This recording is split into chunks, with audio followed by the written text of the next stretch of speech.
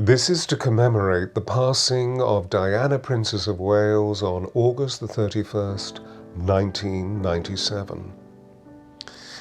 On that day, in the early morning, a bright star fell to earth when you slept.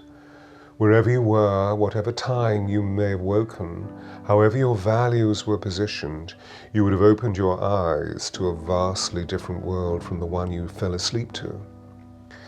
And this new world was awakened by the terrible tragedy of how Diana's life had literally been shattered against the 13th pillar of the traffic tunnel in Paris, known as the Pont d'Alma.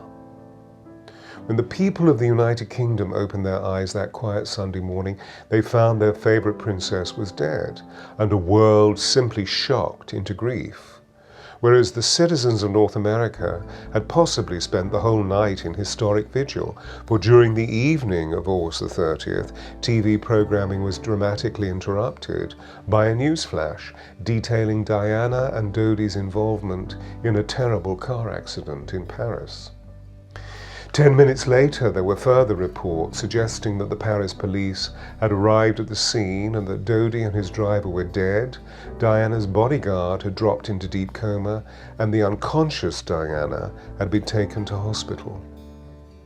Throughout the night, this horrific sequence of events held the watching TV public of North America in a vice-like grip, and then inescapably, the tragic news spread around the world, and we conceived the inconceivable, that our beloved Princess Diana was no more. At 3 a.m. British Standard Time, the wishes and aspirations of billions of people who believed in Diana's star were ruptured in a split second. Our hopes and dreams of what she represented became frozen in grief, and suddenly we faced the realization that the end of an outstanding era had come to pass.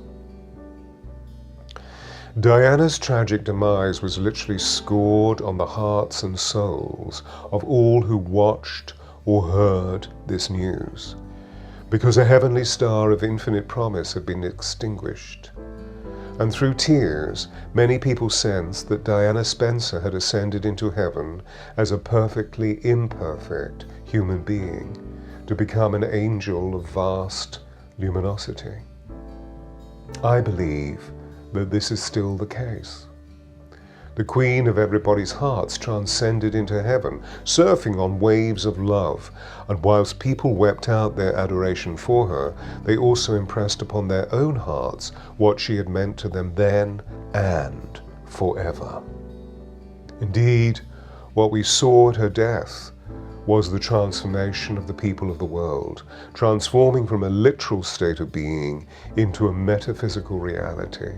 And in consequence, a vastly new perception was born. At her passing, for over a week, millions of people, shocked and bruised to their core, wept openly, demonstrating the largest global grieving ever witnessed in modern history. The demand for news literally outbid the stocks of paper on which the newspapers were printed. Television viewer statistics soared into stratospheric proportions as 3.5 billion people, that was over half the world's population of 5.84 billion, watched the 7 days leading up to the funeral, marking the final day, September the 6th, as the saddest in recorded history. Of course, this was well over 25 years ago, and now it is time for an outbreath, releasing that sudden intake that came as we breathed in the shock of Diana's passing. Now it is time to celebrate the life of Diana by living the virtues that she stood for, not by grieving, but by loving, by being the kindness, by being the compassion, and by using her easy smile, glowing love, and affording a gentle touch. Now is the time to live another choice, a choice that Diana made by imprinting her love on our hearts, for Diana always had a choice, and that choice was to be with us forever, a force that will never leave us.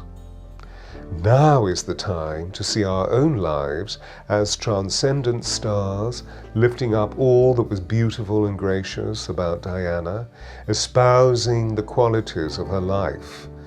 And this is my dream through the publication of Diana Voice of Change and all projects associated with it.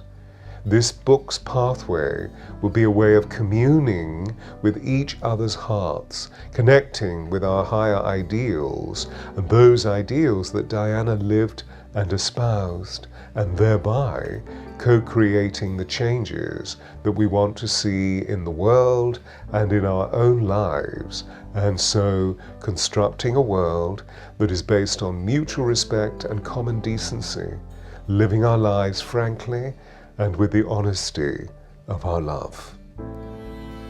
Thank you for listening. This is the voice of Stewart Pearce, and may peace rest in your hearts, and may we remember the beauty and the wonder of Diana.